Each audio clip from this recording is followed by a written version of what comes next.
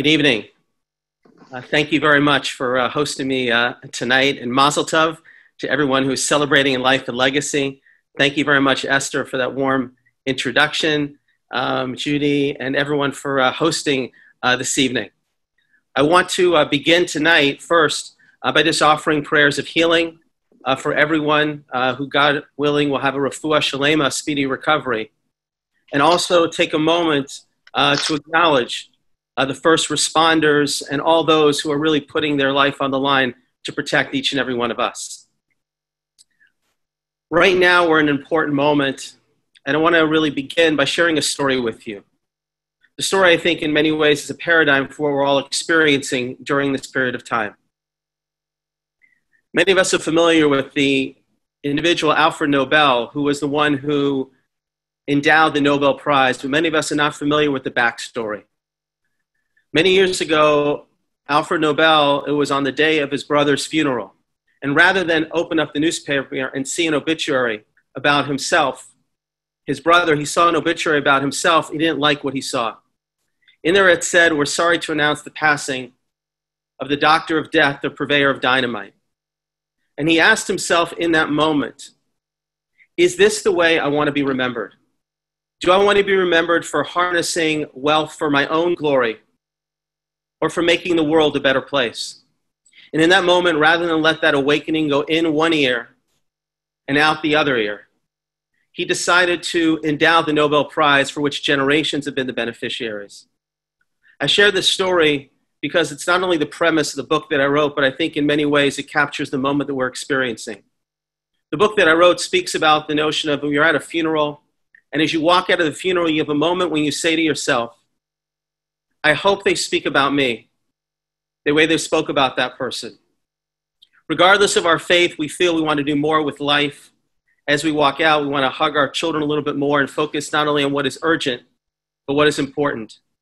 Then usually we're motivated for about 15 minutes until something else gets in the way, and we go back to life as usual.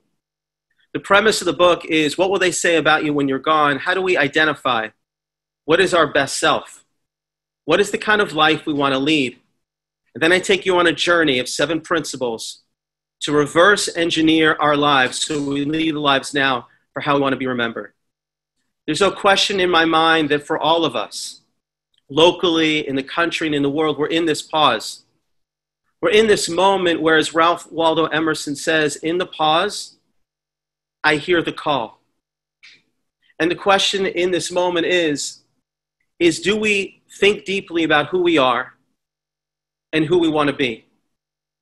Nobody certainly wants to lead a life when we're only in that moment of thinking of, in a moment of crisis, where there's a moment now to ask ourselves, are we realizing our best selves? Are we being the father, the mother, the husband, the wife? What is truly important in our life? I think back to the days after 9/11. The day after, certainly there was a sense of unity, which is something we certainly need more of today, a sense of the fragility of life. But the question is, life is not meant to be a highlight film. And how do we lead life every day as we move back, God willing, into hopefully a state of some normalcy, where we can take this sense of pause that we have in the sense of the fragility of life to lead life with greater purpose and to lead life with greater significance. On a deeply personal level, I had this awakening many years ago. My mother passed away from a brain aneurysm when she was 44 years old. I was a college student at Yeshiva University without a care in the world. And I was down in Florida, not too far from where you are, down in Country Club Drive in Aventura, with my grandparents, my mom's parents. Came up from the pool one day, and then I got the worst phone call of my life. My mother had a brain aneurysm. Then within 24 hours, she had a second brain aneurysm, and then she passed away. And in that instant, I learned that life can change in an instant. Nothing is certain, and things can turn around in a moment. And then I always knew that life was fragile, but then when I got to the same age as my mother, when I got to 44 years old, I asked myself, am I doing the best that I can with the life that God has given me to realize my divine potential and to help make the world a better place. My mother was a person who lived with that sense of awareness in her life. People would ask her how she was doing, and she'd always respond, no matter how crazy it was. Thank God, as you know, I'm the father of 6 daughters, but I'm the oldest of 6 children. People would ask her, and she would say, thank God, fantastic. She lived with that sense of joy and inspiration and gratitude. And life is not meant to be lived only in those moments of crisis, but rather, as the Kutzker Rebbe, the great mystic, said, my job in life is not to resurrect the dead. My job in life is to resurrect the living. And as we right now just pause and we take a moment to think about what is important in our life and how can we make sure that those things that have emerged as being significant truly stay at the forefront of our lives. I don't believe, as virtual as it is right now, that anything is coincidental and that my connection with you right now is not real. I'm here in Connecticut, but I'm with you right now in Broward County, speaking from the heart. And I hope over the next few minutes that we speak together, what comes from my heart goes into your heart as well. And God willing, if we hear the call in this pause, not only will we be better people and rise to this occasion, but God willing, we also will lead lives of legacy. I want to begin by framing this issue by really taking a few moments to start this process of what does it mean to identify what is our best self. I am from Stamford, Connecticut. That's great to see the chats coming through. I like the interaction. I'm from Stamford, Connecticut. The rabbi had a good at Shalom. We send our best down to you. We have to ask ourselves, what is the best version of ourselves? And I'd like to begin with a few questions for you to think about. One of the questions is, if we had 5 words that we would want written on our tombstone, or 5 words that describe ourselves, what would they be? I was asking this question to somebody once, and he said to me afterwards, I write down that I'm a father, I'm a husband, I'm a friend, and then at the very end, he said, I forgot to write down that I'm a brother, and I have a sister. And it was a moment for him to realize that maybe he needs to spend more in that relationship.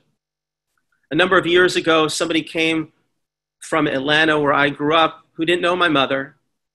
And he said to me that when he was there in the school where my father was the principal and my mother was the teacher, that he asked somebody about my mother. And this is what he said. He said, your mother was described as somebody who was a stranger to no one. A stranger to no one. What are your 5 words? Take time during this pause to identify what those words are. If we have 24 hours to live, what would you do and why? Somebody responded to me that if they had 24 hours to live, they would identify those individuals in their life that made a difference. And they would reach out to them and thank them for what they did, a teacher, a friend. And immediately when that person said that, everybody turned to the individual in the room and said, what are you waiting for? The person emailed me back, he was in California, and said, beginning today, every day, I'm going to reach out to somebody who made a difference in my life and let them know how much they did for me. His life has been transformed. Spend time thinking about these questions. What is the kind of life we want to lead? One last question.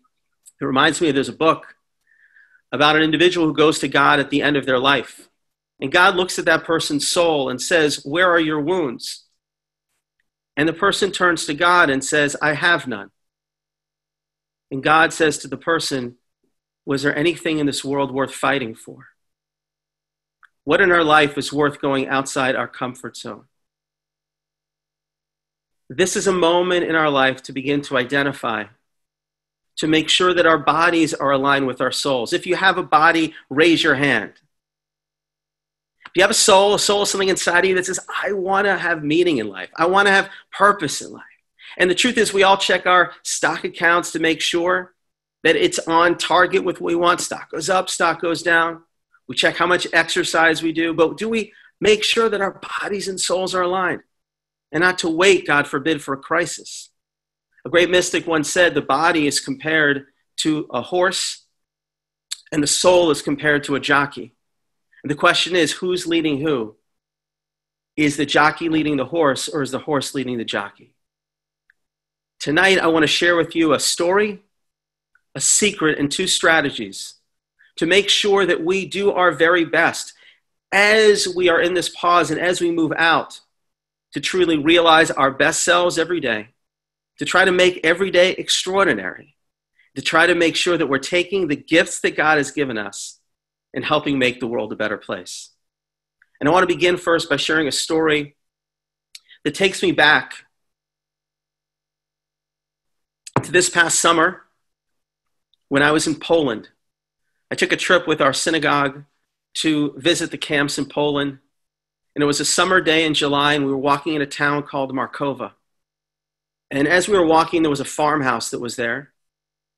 And literally, as I was walking in this nondescript farmhouse, the wind was blowing, the grass was green. And as I walked, I realized a little bit later on that I was walking on sacred ground, that I was walking on a place where heaven came down to earth. Before I tell you what happened in that place, let me tell you a secret. Because the secret I'm going to tell you tonight is the key to leading a life of impact and legacy, leading a life of heightened awareness. And it's the secret of the light that goes back to the very beginning of time. The very beginning of time, we are told that God created light. It's not the light of the sun. That was on day 4. At the very beginning, he created this intense light. And the mystics say that that light was so powerful that the vessels in the world could not contain that light. And there was a brokenness in the world. And the mystics teach us that in that time, that light that came by God on the first day was hidden into all events and all people throughout history. It was hidden. And then on the 6th day of creation, and I say this from the bottom of my heart, God created each human being. And God created us and said humanity is a response to the hidden light.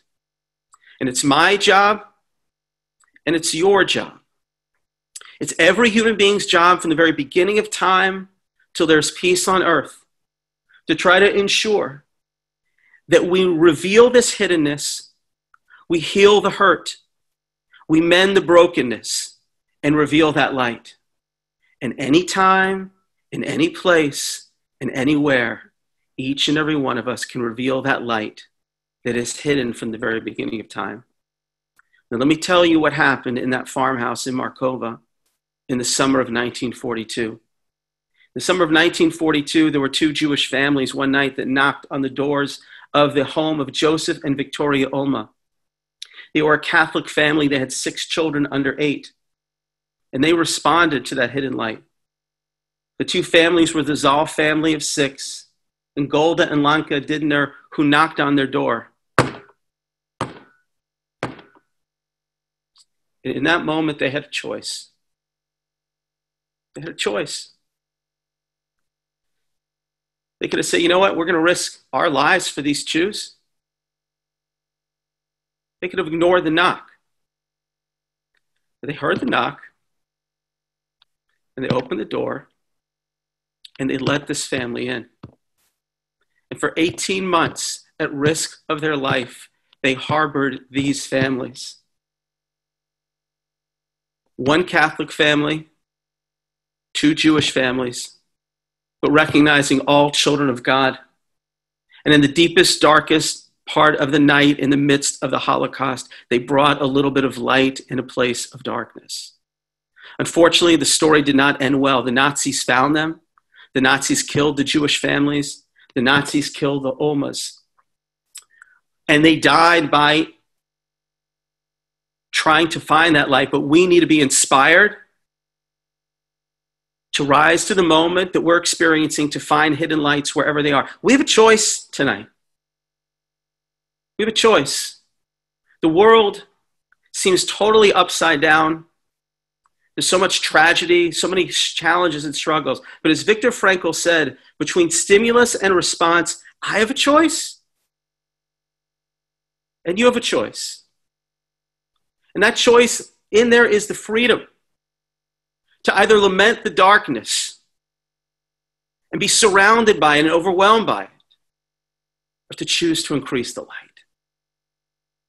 And in the world that touches us, in the corner of the universe that touches me and you, in our homes, in our families, in our place of work, the way we respond to this world around us, the way we harness this moment is to know there's no other moment in the world that will ever exist right now where each one of us can bring a little heaven down to earth and bring a little light into places of darkness. And if we're conscious of that secret of the light, our lives will be radically different. And the lives of our families and community will be radically different. And the world ultimately will be a so much brighter place. I want to share with you 2 strategies as to how do we stay focused on the secret of the light. Not wait for a moment of crisis or a pause, but to truly be zoned in, be aligned with who we are and who we want to be. One is called living inspired, and the other is called discovering your Elijah moment. Living inspired relates to a challenge I believe that we all have, and that is the passage of time. You know, I know we're all starting the summer right now, and we have great plans, probably not as big as we maybe did months ago. We want to take some time, want to accomplish this and that. And then the challenge is at the very end of the summer, we're going to ask everybody and say, well, how was your summer right around Labor Day? And they'll all say, you can chime in, this went so fast. The time just moves. And that's generally the nature of life. But what we need to understand is we may not be able to stop time, but each and every one of us can slow down time if we're fully present in the moment that we're experiencing. There's a wonderful book called Time and the Art of Living by Ralph Gruden.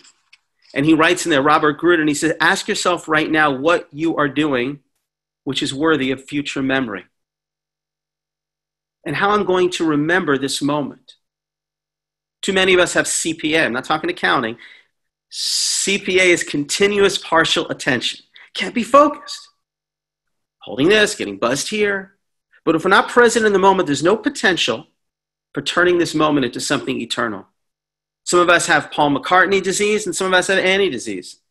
You didn't bring me in to sing, but I will for a moment. Paul McCartney disease is people will say, ask them how they're doing, and they'll go, yesterday, all my troubles seem so far away. And you'll say, I could have, I should have, I would have. They're leading a life of regret. And some have Annie disease. You ask them how they're doing, and they say, tomorrow, things will be better tomorrow. But the problem is you're missing right now. And how do we stay inspired? How do we realize the gift of every day? I think one of the answers is in the Bible itself with Jacob. Jacob is running away from his brother Esau, who wants to kill him. And we're all familiar with this. He has a dream. And in the dream, there's an angel going up and down. Angels going up and down. And when he wakes up in the morning, he makes the following declaration. He says, God is in this place, and I did not know. Herein is the gate to heaven and the road up. God is in this place, and I did not know. Jacob could have just gone through on his road, and you'd ask him what he did. He said, I went for a sleep. I just took a nap on my way. But he realized in that moment that he could bring heaven down to earth anytime, any place, anywhere. It's that awareness that will change the way we see every moment.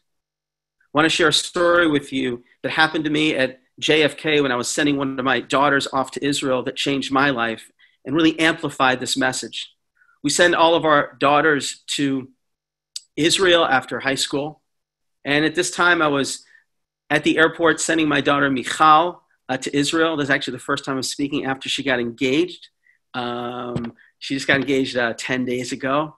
And I want to wish her much mazel tov. And she was in the airport. And I said to myself, what are the words I want to share with my daughter when I'm not going to see her for another 10 months? Don't forget to write. I love you. Thank you. Thank you, Rabbi Weinstock. Thanks. Somebody said if you don't want to talk to your daughter, give her a credit card, and maybe you won't speak to her. But then at the corner of my eye, I'll never forget this. there was a fellow putting his hands on the head of his daughter and offering a blessing. The blessing that God should watch over her, God should protect her and shine his face upon her. And I realized that in that moment, that's what I needed to share with my daughter. And I turned to my daughter. I'll never forget exactly where it was, and I gave her that blessing. And I knew it was right in that moment.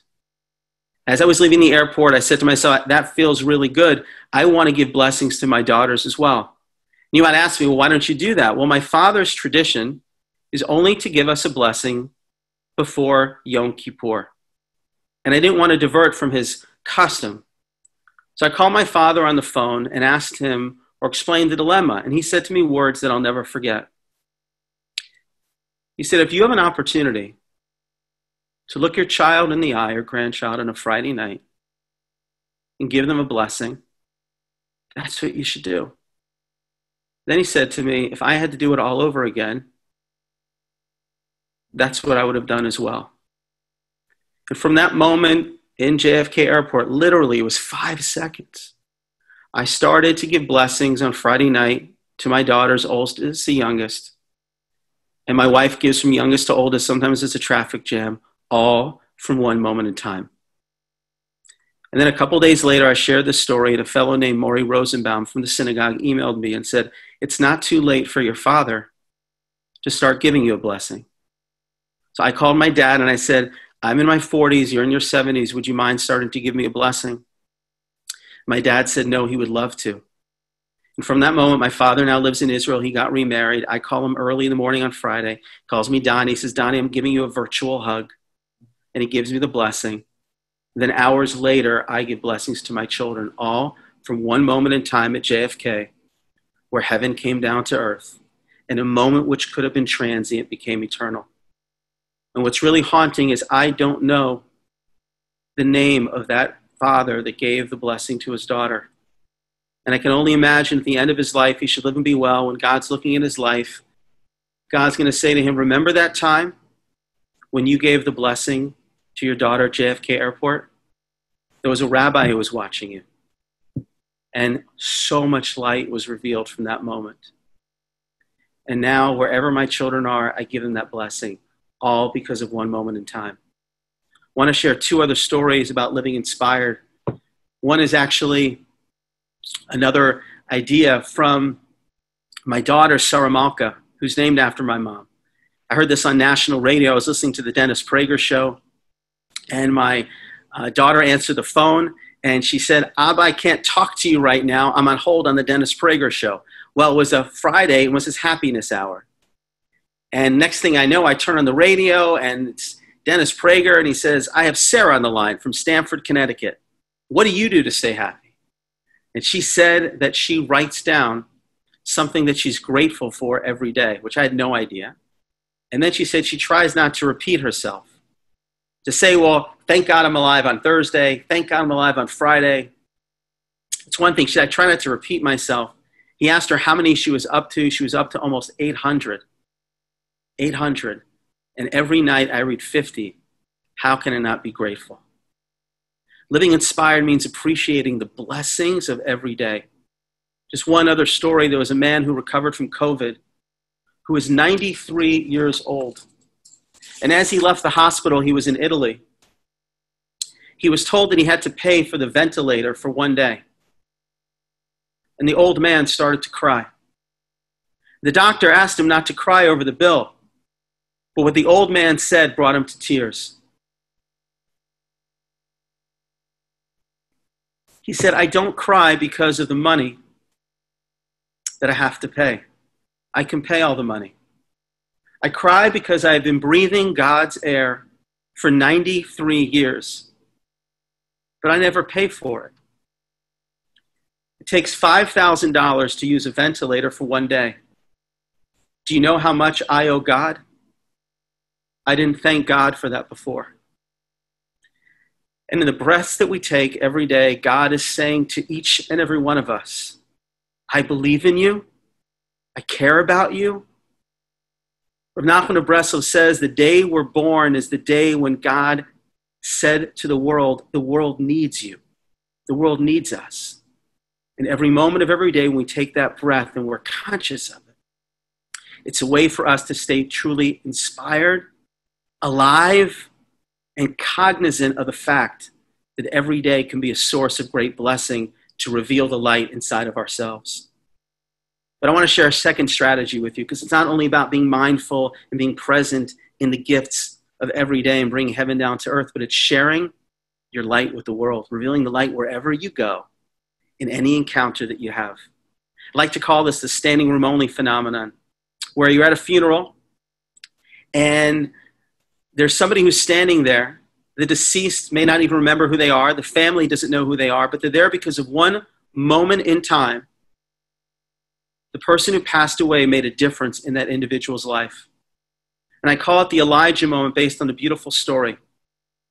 Elijah is a person who comes into our lives to help people. Some of us have seen Elijah, of course, at the Seder, at a circumcision. And somebody once went to the Baal Shem Tov, the holy mystic, and said, I want to see Elijah the prophet. And he said, you want to see Elijah the prophet? I want you to take food in the forest. There's a widow there with children. Provide food for her and her family for the Shabbat, and you'll see Elijah the prophet. He went there Friday night, Saturday, no Elijah. Saturday night comes, he still doesn't see Elijah. He goes back to the mystic and says, you promised me I would see Elijah the prophet. The mystic said, do the exact same thing again. Take the food, go into the forest, and you'll see Elijah. It's Friday afternoon. He goes deep into the forest. He's within earshot of the home. And he hears a child crying out to the mother saying, Mommy, where are we going to get food from for this Sabbath?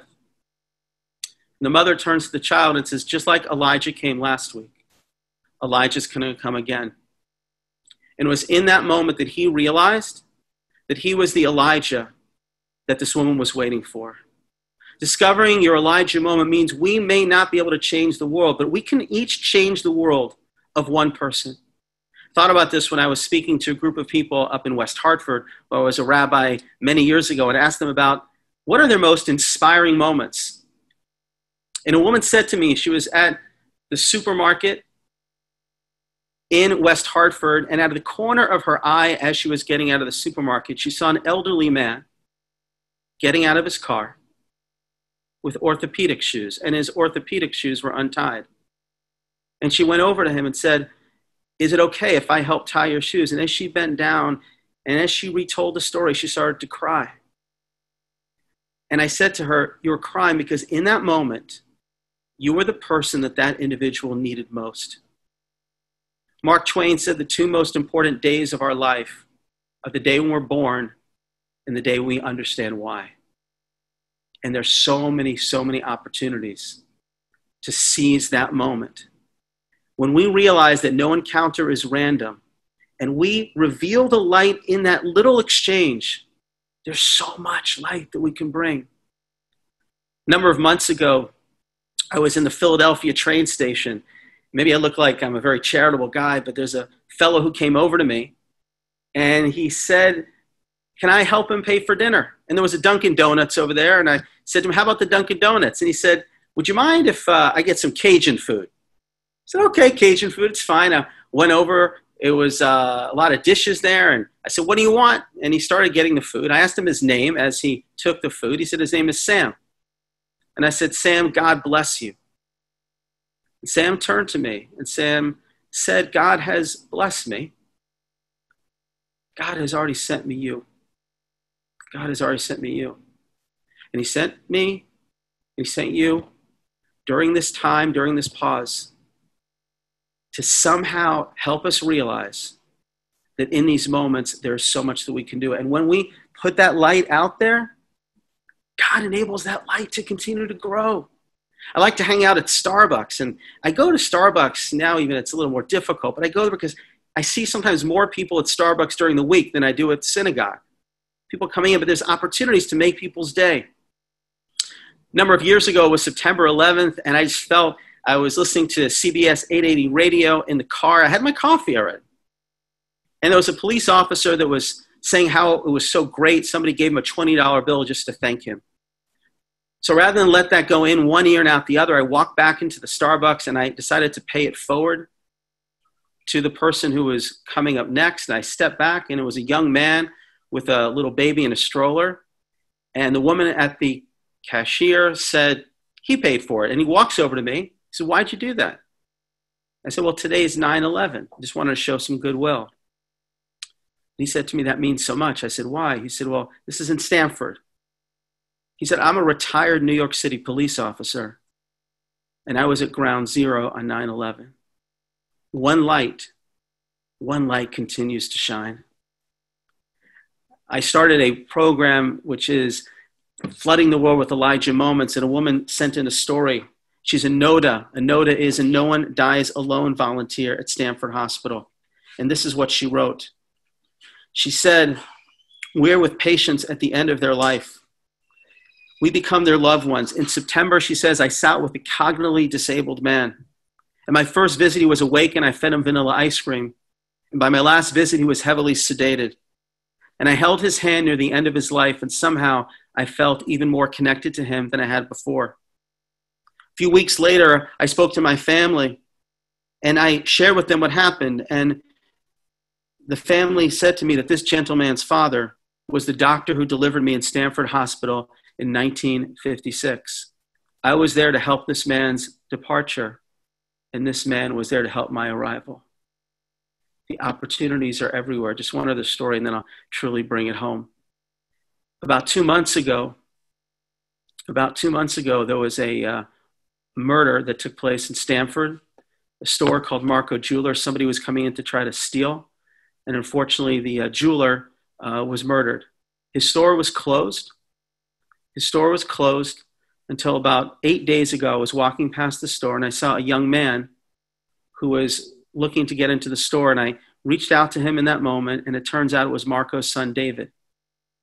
And I asked him if he was opening the store, and he said he was, and then I decided in that moment, it was an Elijah moment, I said, I'm going to try to encourage people to come to your store to give you a little bit of support that he's trying to rebuild after his father was killed. It was about a week later, we sent this out, and yesterday I saw him again right in front of the store, and he said, would you mind going inside? My mother wants to speak to you. And I walked inside. I had my mask on. She had her mask on. And she said, I can't thank you enough. And she showed me a copy of our synagogue bulletin that we talked about how important it was to give this woman comfort. She said, what you did and your congregation did in this one world, through this one act to engage, there's the possibility of sharing some light. That is our task. That is our opportunity. And that's each and every one of ours privileged. Life and legacy is about making a difference, about knowing that every day, every breath that we take is a gift, and making sure that in the world that touches us, we spread a little bit of that light. The very end of our lives,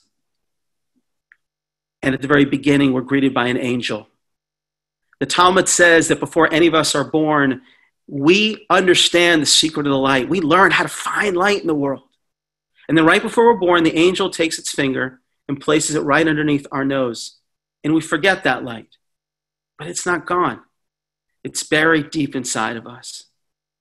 And then at the very end of our lives, we're greeted by an angel.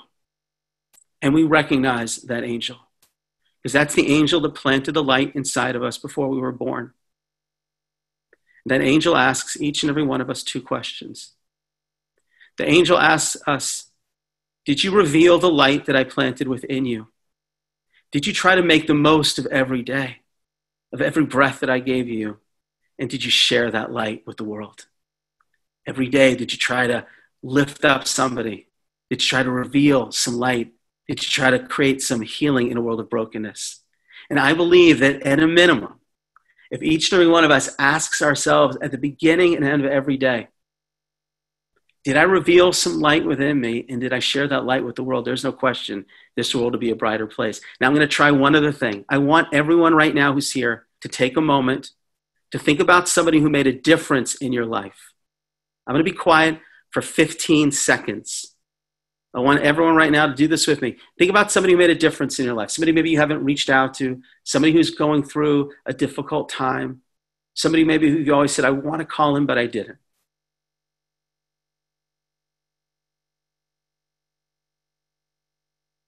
Now, I want you, each person right now, to take out your phones right now. I'm going to pause. I want you to take your phones out right now. This is real. I can't see you, but I trust you're doing this. I want you to text that person right now. Tell that person that you love them. Tell that person that you're thinking about them. And we're going to recheck in. Take 20 seconds out right now. This is a moment when we can reveal some light right now, 7:48 p.m. It's not going to happen again right now. Let's take some light and let's spread it.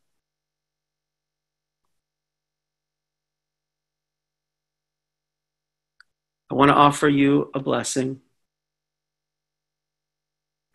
to find that light inside of you and to share that light with the world. Because if we each light our candle, those candles will turn into a burning flame. And yes, the world is going through a lot of struggle. And yes, the world is filled with darkness. But we can fight the darkness by increasing the light. May God bless each and every one of you. God willing, with health, with healing, with joy. And I believe, and God promises, that someday soon we will see the face of God in every human being, and a bright light will shine over the entire world. Thank you so much for your time.